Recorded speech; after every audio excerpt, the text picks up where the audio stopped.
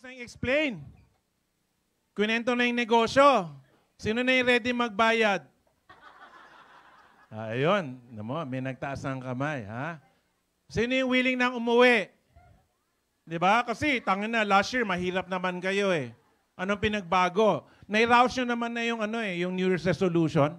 Di naman natutupad yun eh. Di ba? So, tapos na yung New Year's resolution, dead man na. Tangin na, 10 years ang mahirap. Ituloy na natin yan. Todo nyo na. Di ba? Nanay, tatay nyo, mahirap. Minana sa lolo't lola nyo, mahirap din. Kayo, mahirap. Tangin na, gumanti kayo, ipamana nyo sa mga anak nyo yung kahirapan. Di ba? Tangin na, gantihan lang to. Naghirap ang lolo't lola, nanay, tatay. Kayo, naghirap, alangan na guminhawa sila. Di ba? Pahirapan nyo rin. Turo nyo yung mga mali na itinuro sa inyo, ituloy-tuloy nyo yan. Yan yung tradisyon nyo eh. Inchik, mayaman, Pinoy, mahirap. Pumasok mga Hapon, Hapon, mayaman, Pinoy, mahirap. Pumasok Amerikano, Amerikano, mayaman, Pinoy, mahirap. Pumasok ang Kastila, Kastila, mayaman. Tangina ngayon, next generation, Koreano na. K-pop, di ba? Tangina, habang kumakain kayo ng samgipsal, naghihirap kayo, di ba? So ngayon, pumasok Koreano, mahirap pa rin ang Pinoy. So tradisyon na natin yun. Baka yung Filipino is, paano ba gawing yung Filipino saka yung poor? Paano ba natin i-connect yun? Poorly pins. Poorly pins. Di ba? Okay. Do you know, long ago, sinabi na, the Philippines is a rich country pretending to be poor. Alam niyo ba na mahigit 1,000 ang Ferrari sa Pilipinas? Oh, gulat kayo ngayon. Natamemeng kayo ngayon, ha? Mahirap ang Pilipinas, pero 1,000 ang Ferrari. Oh. So, i-clear natin. Kayo lang yung mahirap. Ha? Ang mga pinagpala, mayayaman. Okay? Ang mga mauutak, mayayaman. Ang mga marunong gumamit ng oras nila, mayayaman. So pag akyat ninyo dito, nakita niyo yung statue sa baba? Okay, so i-relaunching ko lang ulit ha, kasi kahapon, syempre, tangin na, 8 milyon, di ba? Ay, sorry, $80,000 lang pala. Hindi pala 8 milyon. 4 na milyon lang naman. Yung halaga nung bahay mo sa kakapit-bahay mo, sa kakapit-bahay mo, bakal na ganun lang, di ba? Sana tinunaw, ginawa nilang bubong. Okay, so do you have the PowerPoint from yesterday? No, let's just show it quickly, no, for the people who weren't here. Sinong nandito kahapon? I see some familiar faces. There were some people here. Yeah, there were a few people here yesterday. So yesterday we launched it, no? Surprise pa sa kanila kasi nagpakita ko ng mga sample sa EDSA, no, nung statue na nung same artist, pero hindi pa nila alam kung ano yung bubuksan ko doon sa baba. So ngayon nakita nyo na sa baba, no? So sige, let's very quickly lang. Nandito pala yung clicker. Okay. Ay, mali, hindi to. Mamaya pa to. Para dun sa mga ayaw gumalaw this year. Next year pa sila eh. Mamaya, papakita ko to. Dun sa mga, hindi, ayaw ko pa yumaman in 2023, sa 2024 na. Yung kagabi, Ryan.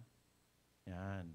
Okay, wag na yun kasi, mamaya, pagtapos ko mag-talk, diba, tapos dinecide mo, hindi, ayaw ko pa talaga yumaman in 2023, sa 2024 na. Yun. Saka natin i-discuss yung 12 days of Christmas. Paghandaan natin yung Christmas nyo. Ayaw nyo yumaman eh. Sige, pambili na lang ng lechon. Yun na yung tuturo ko sa inyo. Yung pang Noche Buena 2023. Kasi yung kak mo 2022, di ba, dinedma mo eh. Kaya ang Noche Buena mo last year, same as last 10 years, sardinas at Lucky Me. Ito na ba? Ito na ba yung yesterday? Okay. Ayun. So anyway, the artist, no, who did the statue downstairs, no, si Jeffrey, this is under construction right now. No? It's a bridge town owned by Robinsons. It's 55 meters high or 210 feet. It's going to be bigger or taller than the Statue of Liberty. Okay? So kung sa New York meron Statue of Liberty, ngayon meron tayong statue na mas mataas sa Statue of Liberty. Okay? So kung ayaw nyo magpayaman, pag natapos yan, punta kayo, pa-picture kayo. Kami mga mayayaman dito, pinaplano namin kung paano namin bibilhin eh. Okay, so ganito yan, pag natapos, ganyan yung magiging itsura. No? It's taller than the Statue of Liberty. Okay? Parang Dolomite Beach lang yan. Yung mga mahihirap, di ba, nagpa-picture sa Dolomite Beach. Nandun pa ba yun o inanod na? Ha? Wala na rin si Duterte, baka wala na rin yun. Ha? So anyway, the Filipino love to take a picture, love to take a selfie, like to post, no? And then, ubusin ang oras sa TikTok, sa Facebook, tas wala nangyari sa buhay na, tas nagtataka sila kung bakit. Okay? Kung wala kayong ginagawa na ikaka-asenso ninyo, kung nagsasayang lang kayo ng oras, kung mahirap kayo ngayon, kahit na 100 years kayong buhay, mahirap pa rin kayo. Okay, so another shot, no, of this statue under construction. Okay, so this is a video, no? So let's show the other statue that's made by the same artist. This is along EDSA also. Yan, Double Dragon Plaza.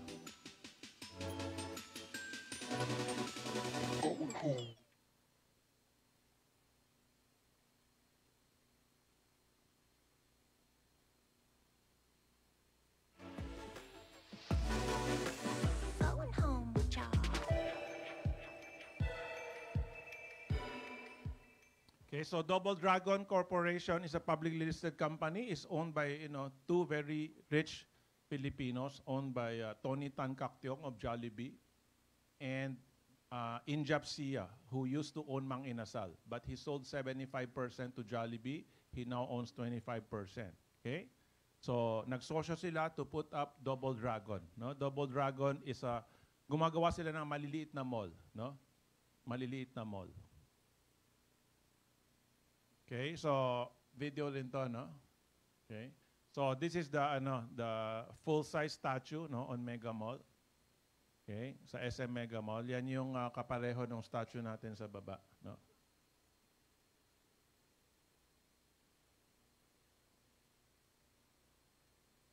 Yan. Sige. Kung naliliitan kayo dun sa statue natin, punta kayo dyan sa Mega Mall. Tama yung picture mo dun. Yung picture niyo yung sa maliit, yung picture ko dun sa malaki. Ha? Pero ito, mayaman na sila SM nung binili nila yan eh. No? Nung dinagay nila yan dyan. Itong statue na to, baka yan yung magpapayaman sa inyo. Ha? Video to? Sige.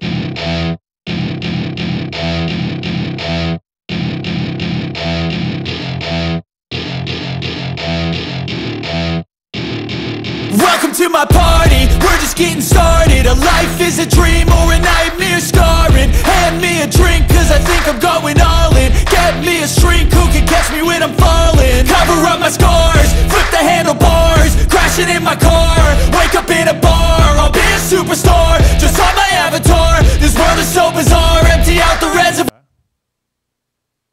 Okay, so this is the artist. Video rin yata to, no? The artist is Filipino. No? Filipino siya, but he studied abroad, no? So you're an artist? Yeah. Are you good at it?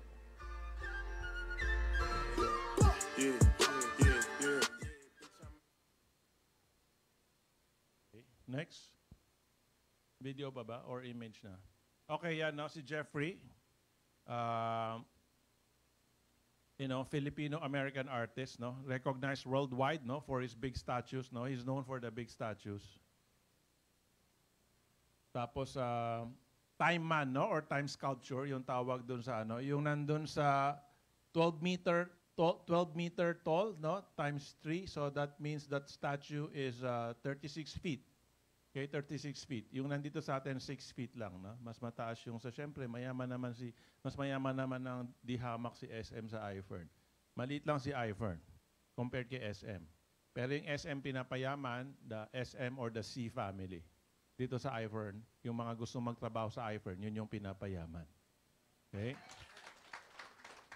So nakalagay, kahit daw na traffic ka sa EDSA, no? Yung time man nakaganon, importante kasi yung oras.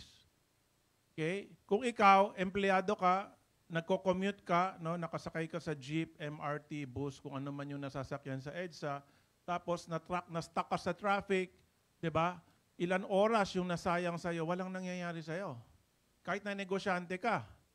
Okay? Pagka wala kang kausap sa telepono, wala kang inuutos, walang ginagawa habang nasta ka sa traffic, sayang yung oras mo sa traffic. But sa iFern business is different.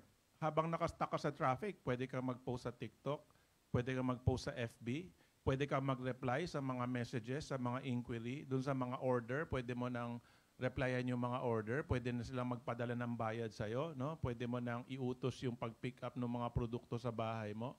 No? So you can do your business. And even when you're stuck in traffic, you can talk to people outside of Manila. You can talk to people abroad.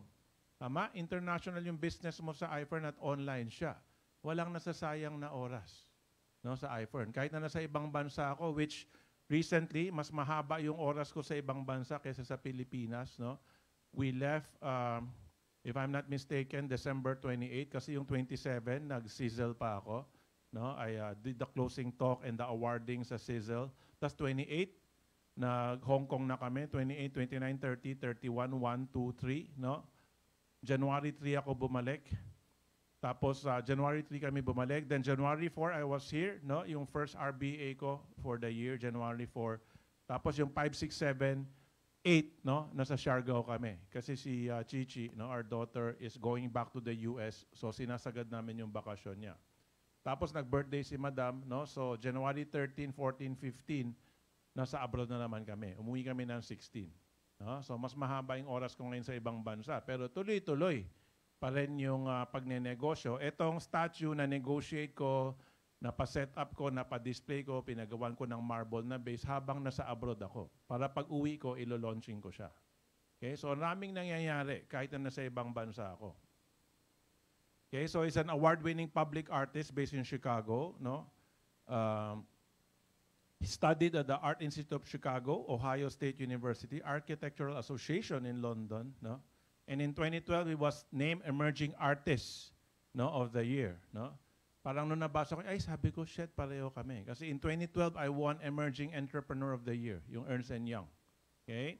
So same na 2012. So anyway, this is the cost of the statue. It's $80,000. Okay? Tapos ito yung short video yesterday, no? Galing to sa phone ko. Let's play this short video. Of course, nag-post na ako kanina sa FB. Nakita nyo? No? Nag-post na ako sa FB kanina. So, yun yung short speech ko while we were all downstairs. Okay? So, mamaya, no? Pag hindi pa kayo nagpa-picture, pagbaba, magpa-picture kayo. You know, with the reminder that time is the most important commodity that you have. Ang pinakamahalaga na meron ka oras. Kay mayaman, kay mahirap, 24 oras lang sa isang araw. Aso, pusa, 24 oras din. No, kalabaw, isda, 24 oras din. Bakit may mahirap? Bakit may mayaman? Okay? Ang tanong, paano ginamit nung mayaman yung 24 oras niya at paano ginamit nung mahirap yung 24 oras niya? Sinong nakakaalam na niligaluhan ko ng Lamborghini si Madam? Alam niyo yan? Nagregalo ko ng Lamborghini. Nakita na kayo ng commercial ng Lamborghini sa TV? Sa TV? Sa ABS-CBN? Nakita na kayo? Commercial ng Lamborghini? ABC5, GMA7? Nakakita na kayo? Commercial ng Lamborghini sa TV? Sa radyo? Bumili ng Lamborghini today. Meron? 32 million lang ang Lamborghini. Meron? May nakita kayong commercial ng Lamborghini sa TV or sa radyo? Commercial? Hindi, commercial pinag-uusapan natin. Commercial. Alam niyo yung commercial? Patalastas. Meron? Wala. Sa dyaryo, meron? Yung Abante Tonight. Lamborghini for sale. Meron? People's Journal. Lamborghini. Meron? Wala. Alam niyo bakit? Ha? Kasi yung mga kayang bumili ng Lamborghini, wala silang oras manood ng ABS-CBN, GMA. Gets nyo? Hindi sila nakikinig ng radyo. Yung mga chismis, yung mga tulpo. Oh, bakit kayo naghiwalay? Kasi nang babae siya. Kasi nang lalaki siya. Tapos mga tanga, di ba, pupunta doon para mag-away sa harap ni tulpo. Pero nakikinig naman kayo lahat, di ba? Sinusubaybayan nyo naman. Tangina, yaman ni Tulpo dahil yung sa yung YouTube niya, #1 YouTube sa Pilipinas. Bakit? Kasi mahilig sa chismis ang Pinoy. Ngayon, senador siya dahil sa chismis. Di ba? Sinusubaybayan niyo eh. Tama? Kayo nagpayaman sa kanya. No joke. Ang average Pinoy na walang pera, yun yung nagpayaman kay Tulfo. Kayo yung nanonood eh. The more subscriber, the more people watching, yun yung binabayaran siya ni YouTube. Ang bayad daw sa kanya ni YouTube, 20 million, 30 million a month. Kayo nagpayaman sa kanya. Okay? So, pinapaintindi ko sa inyo na yung mga binibili ng mayayaman, hindi siya kailangan ni-advertise sa TV. Inanood kayo ng Tulfo, di ba? May mga commercial yung YouTube niya. May advertisement. Di ba may pumapasok? May advertisement ng Lamborghini? Wala. Ang advertisement, kape, shampoo. Tama? Lucky Me, patis. Tama? Bigas, ewan ko lang. Tama, mali. Yung mga katsipan, ABS ganun din, di ba? Palmolive, yung mga Lux, di ba? Yung kung ano yung mga uso ngayon na sabon, shampoo. Nag-gets nyo? Toothpaste. Okay? So kasi yun yung kayang bili ng mahihirap. Kaya yung ina-advertise. Jollibee McDo, naka-advertise. Tama? Everyday, naka-advertise ang Jollibee McDo. Kasi, Mama, Papa, Sabado na. I love you, Sabado. Pati na rin Linggo. Ha? Okay, kasi nire-remind ko para sa inyo. Para sa inyo. Di ba, para sa inyo, Jollibee McDo, ay wow, Sabado, Linggo na, Jollibee. Tanga na yung Jollibee McDo sa amin. Oh, sila Yaya. May mga karpentero sa bahay. Oh yeah, pabili ka. 10 sila. Bili ka ng 10 Jollibee. Bili ka 10 McDo. Pakain sa mga hardinero, karpentero. Guess nyo? It's a cheap food. Now, I'm not saying di kami kumakain, pero it's cheap food. Okay? So, yung pag-advertise sa mahihirap at pagbenta sa mayayaman, ibang-iba. Kasi ibang paraan gamitin ng mayayaman ang oras nila at iba rin ang paraan gamitin na mahirap ang oras nila. Okay? So, pagod na ako sa trabaho, gusto ko naman magpahinga. O kaya, nagpapahinga ka, nood ka ABS, GMA, nood ka Tulfo. Okay? Ayan, telenovela, di ba? Ayan. May probinsyano pa ba ngayon? Baka may mga gusto nang umuwi. Anong oras ba yan? Anong oras ba yung probinsyano? Tapos na. Batang Quiapo na. Alam na, alam.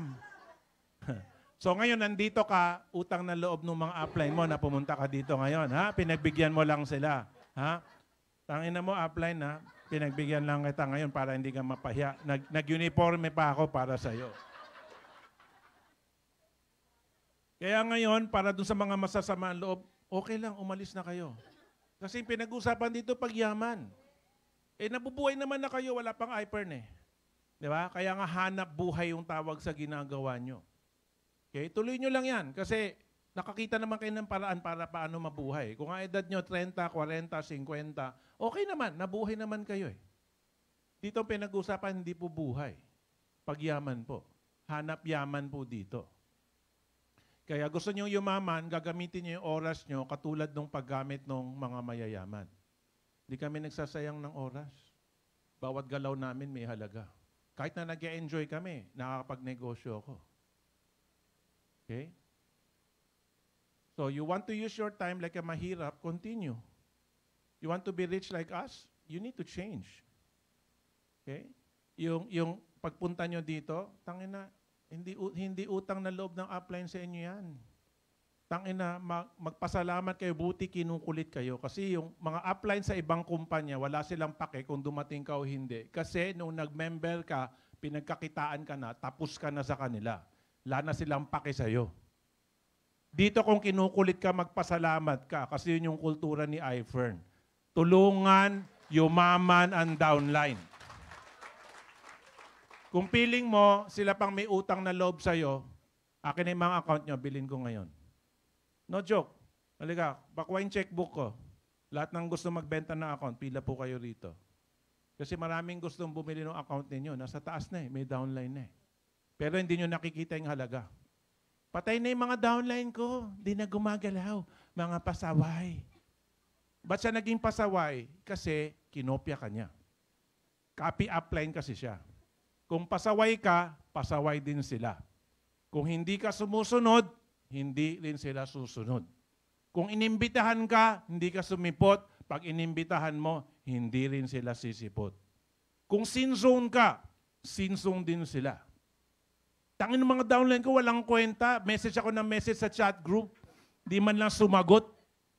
O, ikaw, may chat group ka kasama upline mo, sumagot ka ba? Hindi. Di ba? Marami ko na na-meet dito. Paano tanggalin sa messenger? Nakakainis. Ang rami daw message. Ching, ching, ching, ching, ching. Di ba? Pero pagka yung ching, ching, ching nung iPhone, okay lang. Ha? Bakit wala na? Ba't wala na pumapasok na 1.6? Sira yata tong phone ko. Tapon na nga yan. Hindi tumutunog eh. Walang 1616. Tapon na nga yan. Ha? Grabe oh. Naka-on pa rin oh. Ibang klase talaga pag 30,000 yung casing. Oo, di ba? Yung casing ko pa lang makakabili ng 10 cellphone ninyo, di ba?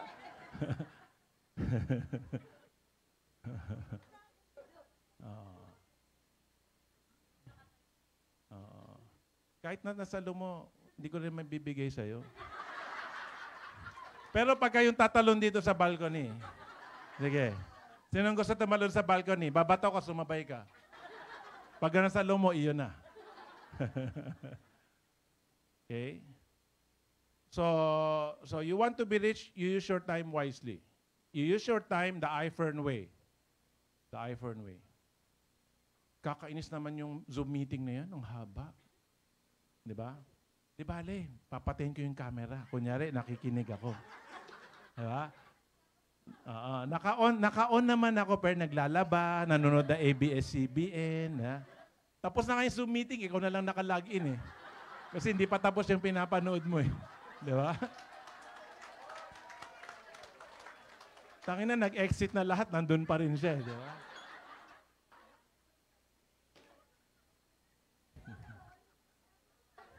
Tapos bumaksak siya, napindot niya yung micro.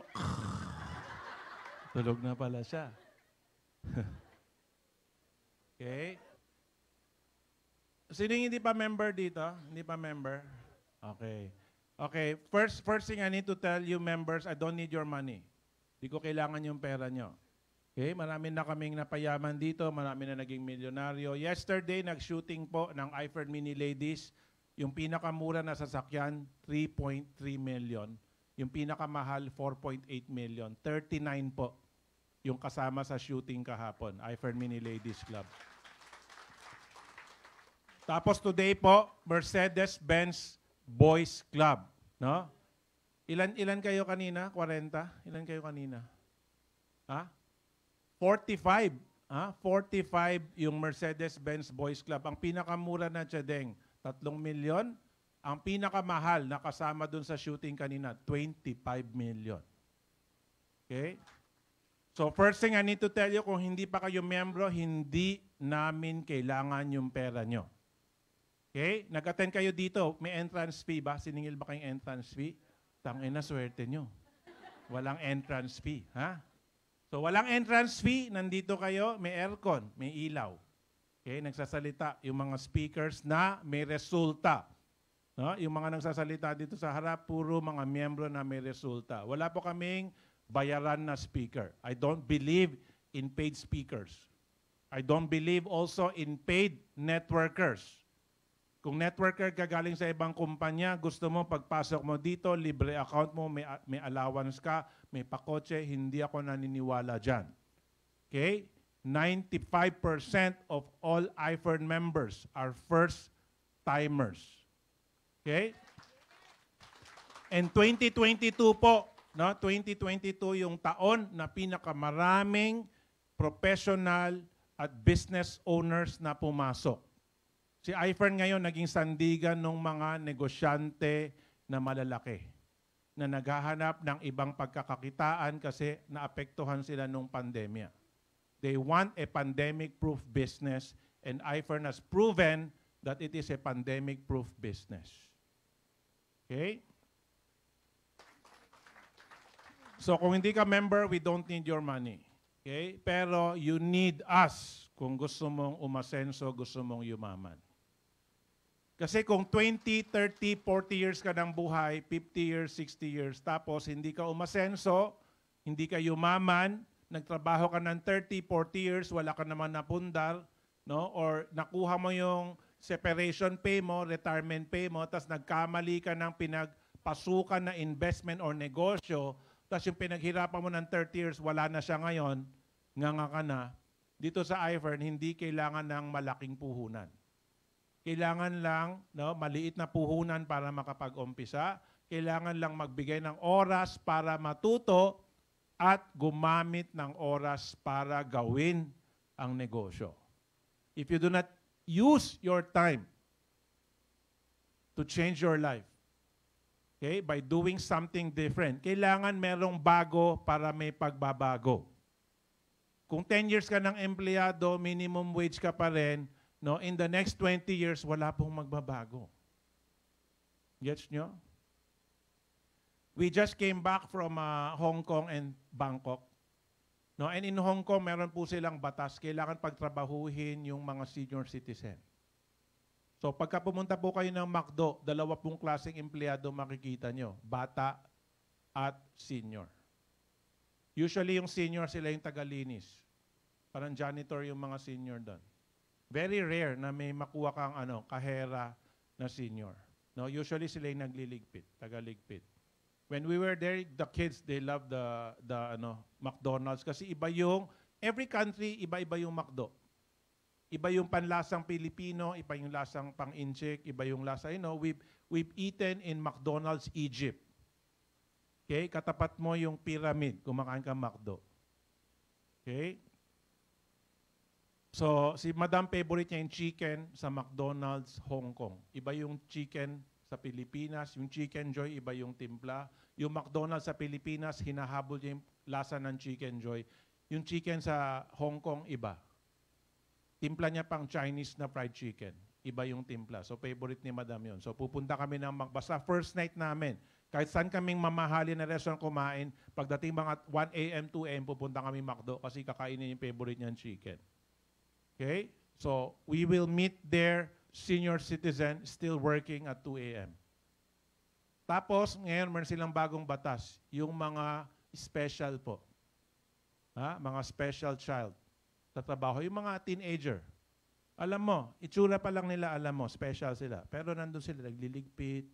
How do you say? Mabusisi sila. Mabusisi sila maglinis. Sobrang talaga yung konting ganun. Talagang linis talaga nila. So, pinagtatrabaho lahat. Okay? But of course, in the average Hong Kong citizens' home, meron domestic helper. Okay? Nagsha-shopping po kami ni Madam sa Hermes. Yung last day namin, nagsha-shopping kami sa Hermes. Meron bag kaming binibili. Yung bag lang, 2.7 million. And para mabili mo yung bag na yun, dapat meron kang naunang binili na 3 million para mabili mo yung 2.7 million na bag. So we spent 6 million in that store.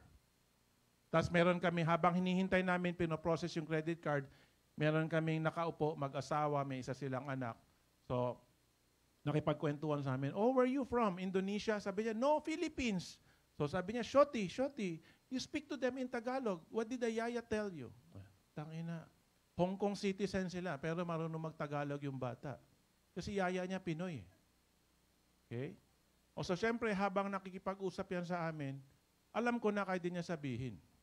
Mababa tingin nila sa amin. Kasi lahi kami ng mga domestic helper. Pilipino kami. Gets mo? Kaya alam mo, pag nagta-travel kami ni Madam, kung anong itsura nakikita niyo sa akin, ganun din kami pag mag-travel. Hindi kami pwede mag-travel na katulad niyo. Kasi pag hinalaan kaming domestic helper, OFW, seaman, hindi ako nagbibiro sa inyo. Mababa ang tingin, walang kwenta yung passport ng Pilipinas. Alam niyo binibili ngayon ng mga mayayaman? Citizenship. I got several offers, no? To be a Spanish citizen, I need to spend 15 million. To be a Portuguese citizen, 6.5 million. Ha? Parang investor's visa. So, bumibili ka, bayad ka 6.5 million, dalawa na passport ko, isang Pilipino, isang Portuguese. Para pag mag-travel ako ibang bansa, hindi Filipino passport pinapakita ko, Portuguese visa. Portuguese kasi, Portugal is part of EU or European Union. So, hindi mo na kailangan ng passport ng visa sa Euro. You don't need the Shenzhen visa. Okay? So, kaya yung mga mayayaman ngayon ang binibili citizenship. Dati kasi kailangan pumunta sa US, tumira ron, di ba? Bumili ng bahay. Ngayon di na, citizenship na lang binibili. Okay? So, the Filipino think about surviving. No? Kami, we are enjoying the luxurious life that we have.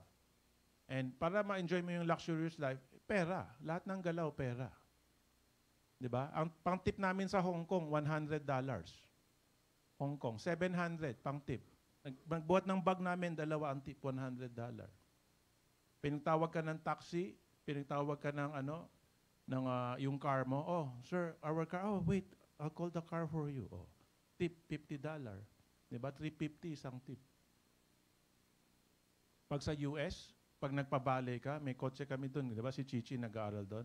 Para makuha mo kagad yung tip mo, tip ka $100. 5,500 tip. Para mabilis gumalaw.